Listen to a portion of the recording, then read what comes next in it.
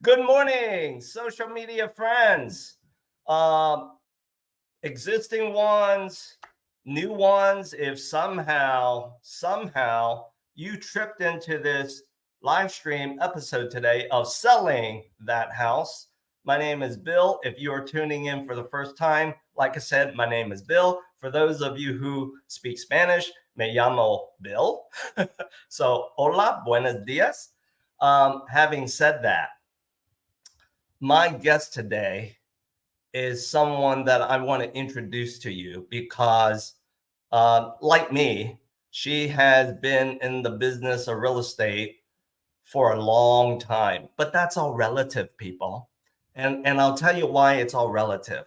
It's because, as I joked with her, you know, the business that she and I are in, our process is always the same. What makes it different, what makes it unique is actually you the client, you the seller, you're the buyer, or perhaps you the investor. So having said that, let me knock on her guest room. Let's see if she's ready to roll. Okay, let's check that out. Yolanda, hey, get ready. We got 60 seconds. All right, get ready. So while she's getting ready, let's do this. Let's create a big round of applause. We got to warm her up. Let's do it. People, yes, hand clapping. Woohoo! All right, let's bring her into the conversation. Yolanda.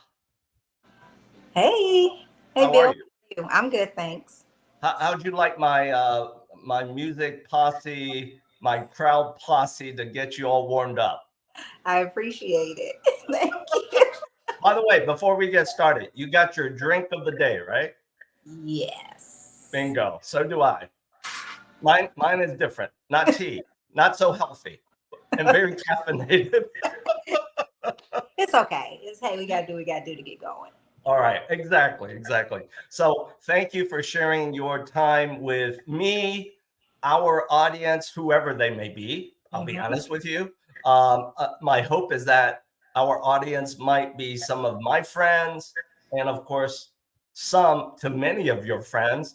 And then the cherry on top of the ice cream are the friends that we don't know that we have yet. Right. Absolutely. All right. So for the people, I'm sorry, I just thought about something. My tea for today, it says the worst enemy we have is our own fear. It is. It comes with a little tag. I will buy into that life philosophy, or what I call the fortune cookie message of the day, right? Yeah. And it is so true. It is our own fear that gets in our way. And for those of you who are tuning in today, I'm going to touch on that a little bit later, right? Your own fear. But let's start with the most obvious thing. For the ones that don't know you, Yolanda, and I can't imagine there's a whole lot of people that don't know you, but there's probably 2, 3, 4. Right. Can you start off with telling those people who may be watching this live stream or watching us on demand as a recording, who are you? What is it that you do for the past 14 years? For the past 14 years, I have been a real estate agent.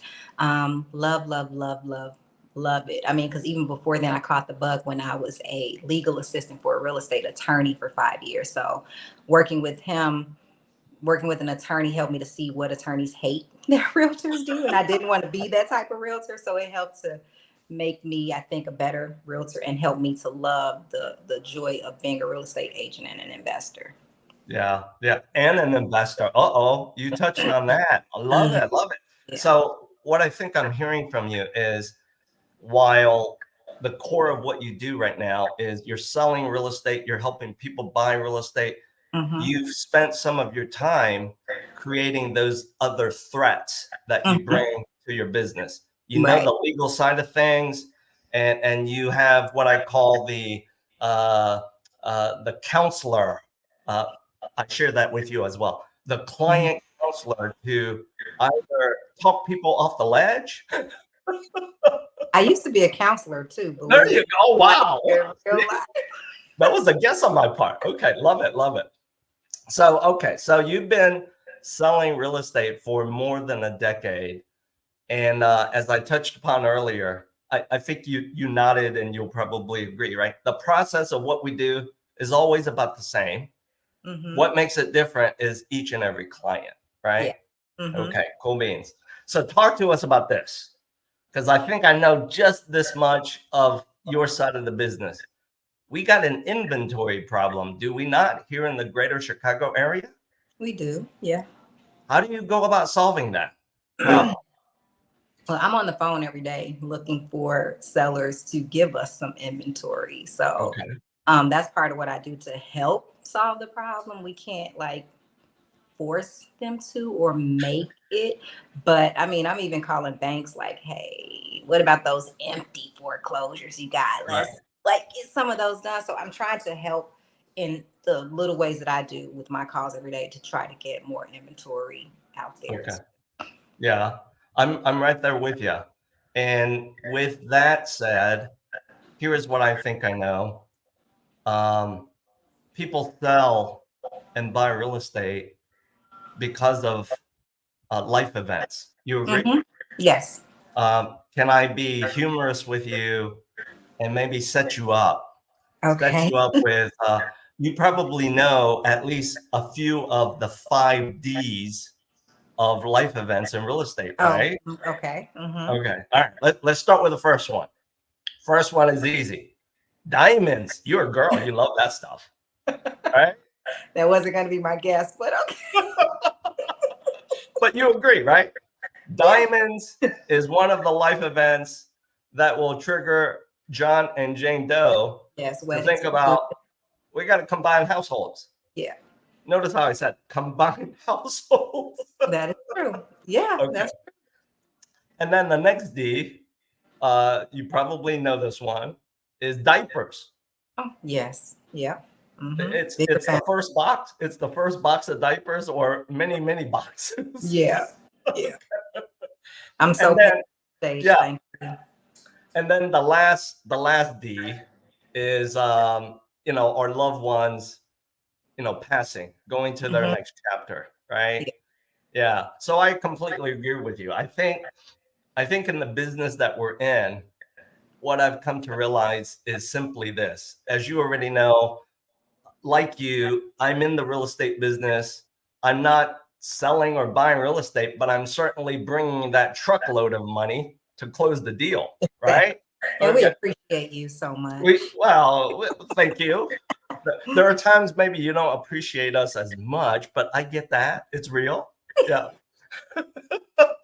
Yes. So one of the things I know is on my side of the business, people don't buy, sell, or flip real estate because of rates. They do it when those life events appear in front of them. Right? Yeah. Right there with you. Talk to me about this, because I did a little bit of my homework before asking you to share your time to do this guest appearance in this episode of Selling That House. It seems like to me you cover a large gamut of real estate property, from the first time home to the forever home for some people, and then stuff in between, like for investors and so forth, right? Yeah, that's true. which part of that segment of business do you enjoy the most? I actually enjoy working with investors the You do? most, and Really? sellers. Investors are the least emotional. Yeah. They're not as emotionally attached most times, so Right. it's easier to get some of them to listen and understand, especially when and then you work with them repeatedly. Yeah. So that's Yeah. the part of it too. You don't have to keep getting new clients. You can work with an investor and do 10 deals a year or 5 deals a year or whatever their capacity is. So. Right. Right. And so for some of these investors, would I be correct to know this? Some of them may be leaning on you to show them, to hunt that so-called ugly duckling property that Yeah. they feel like, hey, we want to put our handprint on it, Yeah. transform it to make it look better, right? Mm-hmm. Yeah. And so if you're a necessary service provider, a partner in that journey, I'm guessing you probably have relationships with, like, a good stable of contractors, right? Yes. Mm-hmm. Bingo, bingo. Yeah. Do you feel Contract right now? out people, landscapers. You kind of need all of that to help people when their person doesn't show up or if they just don't have. Yeah, So yeah, yeah. yeah. Right on, right on. And by the way, the way you describe that, I'm gonna give you an example, a metaphor. Given what you do, you're like Tom Brady. You're the quarterback of your team on the field. Yeah. I agree. I agree. We All have to right. be. You agree? See, there you go. And because we're talking about you being Tom Brady of your team on the field, I'm curious. We'll pivot for a humorous moment here, because the business of real estate can be stressful, right? Can be stressful. What is it that you love to do early in the morning as part of your health regimen? Can you talk to us about that? Oh, okay. So I'm the type of person, I have to wake up early. Like I wake up at 5 a.m. That is my choice. My body just does it because that's my me time before the phone starts ringing, before anything is anything. I can get up, have my little V8, do my V8. Whoa. every morning. Yeah. Yeah, my VA energy. I meditate. I work out every morning. I read. I practice my Spanish. I'm about to resume my tutoring sessions with my Spanish teacher in the morning. We talk every day at 6 a.m. every Right. day. Yeah. Um, so that's pretty much my morning routine. Like, and then I can start my day because it's like Yeah. I'm ready. I've already hit my me time every single day, and then I go to the gym at night too. Yeah. Yeah. That's just Hey, I that go to like the dance classes. Don't think I'm like a gym buff and I'm in there like working it. No, I'm in Zumba. you're a Zumba girl, okay? Yeah. But you know what? The way you describe that follows a parallel to the professional athletes like Tom Brady, because they have to have the regiment to get them going. The business that they're in, the business that we're in, yeah, it can be stressful. It's a time sensitive business, right? It Yeah, is. spot on, spot on. So with that, let's now do this, because I want to help drive a spotlight on the kind of properties that you sell. Let's bring up one of the properties that is currently active for sale. To Yeah. me, it looks like a great first time home. Yeah. And it looks like this property has been kind of improved already, right? Yep, completely renovated. I sold this one to my client many years ago and he had rented it out for several years and now he's like, okay, I'm ready to get rid of it. So a lot of people that I have who have rentals, I do check to see if, hey, you want to get some extra equity, Right. or you want to keep doing the residual with the rentals. So The sometimes rental. yeah, let's fix it, flip it, and let's move it. So that's another Yeah. way we get inventory on the market too. Okay. And then looking at another example, you also sell this kind of home. Mm-hmm. Yeah. Uh, So, for some household, it could be their forever home. And mhm. it looks like to me, this one has been also improved as well, right? Yeah. That was Yeah. related too. Yeah. Okay. All right. All right. So with that, um, talk to us about your experience as an investor. What do you look for when you're looking to invest in a property, whether it be to hold, to flip, or whatever the avenue might be? Right. I do the same thing because I was doing it, or I do it for my clients. I do work with a lot of first time investors too. So they need, hand holding. And um, you have to kind of know what to look for in properties. Like, okay, this one's going to be like one person I'm working with now. I'm like, sir, this is going to be about 200,000 to fix. Are you sure that's what you want to do? So it's Right. like, okay, this one is just, and he laughed hysterically when I said it. So I guess he's too young to have heard this. I was like, this one's just a little lipstick on a pig. And then you can go ahead and rent this one out and we're good to go. So, I mean, I like to look for good bones of a property. If it's nothing Smart. that's too major where you have to do like a complete gut, even though the flip I did was a complete gut, but it takes so much longer with the permits and things like that. But if you could do something, especially if you're doing it for a rental, that's like quick and cute and, cosmetic, that's great. But sometimes you can find a good deal where you can do everything, new systems. But most of my flippers do new everything, new AC, new electrical, new plumbing, new everything when they're selling the house, because a lot of them are for first time buyers. They don't have the time to be trying to have to deal with something breaking in the first year. Spot on. Yeah. I remember that day many days ago when I was a first time buyer. You literally know nothing. Right. But you just want to feel like I'm dropping a truckload of money, so to speak. I'm getting keys to this first home. I just want to move in and I want to feel like everything's going to work. Yeah. I hear you. I mean, when I bought the house that I live in, I bought for the neighborhood, and I just spent the years renovating it completely to how I like, because I can't change the neighborhood, but I definitely can change everything in the house. So a lot of times I tell people, hey, if you can't afford the house in the neighborhood you want, but if you can afford the neighborhood, we can work on the house for years to come. So that's a good way to do an investment as well. That's right. That's right. So for those of you, this is my call out to our audience. For those of you who want to invest in a property, you want to flip it, and you are the flipping virgin. Notice how I said that. First time for you.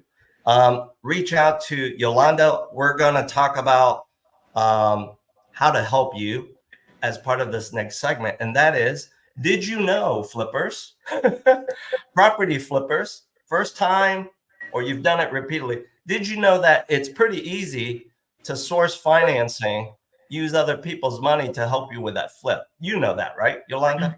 Yes. Yeah. Experience is key, though. Yeah. Yes. Yeah. It better gives you a better rate when you have some experience. Yeah. You get better terms when you show, hey, I've done this before. Yeah. And I'm glad to hear you say that you partner with flipping virgins, first time flippers, because yes, you bring that value element to them, because on paper, if you're a part of the entity sourcing financing for that person's flip, you bring that wealth of experience, and you minimize the risk for the lender. Right. Yeah. Spot on. So as we wrap up today's episode of Selling That House, notice today's episode is a little different, right? Yolanda brings a totally different perspective of selling that house. And it is not that of selling the traditional resale home. It is selling the property that's been transformed, that's been improved, so that you, first-time buyers, John and Jane, you don't have to do a damn thing. Right. Yes. Which is what most people want in today's world. So as we wrap up, how can you reach out to Yolanda or myself? I'm going to make it real easy for you. All you have to do is scan this QR code. I will make sure that you can start a conversation with Yolanda, whether it might be leaning on her to sell a property, because, you know, it's an estate property, or if it is the project that you want to step into and you want to flip a property, but you don't know how to get started, I will make sure that I connect you with Yolanda to move you forward to that next chapter. So Yolanda, Yes. You've had your V8 already, right? Yes. All right. All right. So for today's episode, Yolanda, audience members, thank you for sharing your time with Yolanda and myself. As we wrap up, let me bring up our house music and posse to wind us out. Here we go.